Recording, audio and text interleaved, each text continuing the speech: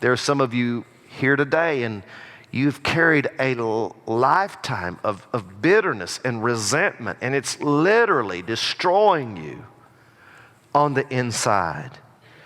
Jesus, here in verse 25 and 26, gives us an analogy of a legal issue to help us learn we better make amends as quick as we can.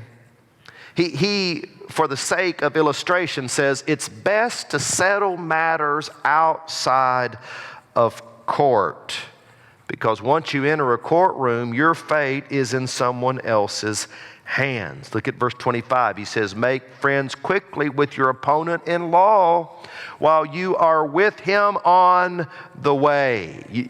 On the way. Literally journeying to the courthouse. You could settle on the sidewalk before you go in. You could do it on the steps before you pass through those doors. You could even do it in the doorway. But as soon as you walk into that courtroom, your fate is in someone else's hands. And then he says, you better settle it on the way, because your opponent may hand you over to the judge. In the first century, a plaintiff could bring the accused before a judge at any moment. He says, if you have an opportunity to make it right, do it before that moment comes.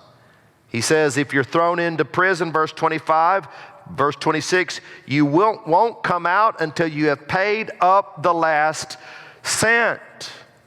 You see, if you go to prison for having a debt in the first century, you stayed there until the debt was paid.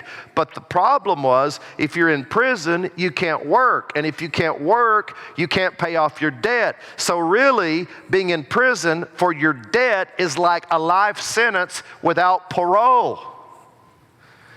Jesus says there's a time just to cut your losses, settle your differences before standing before the judge.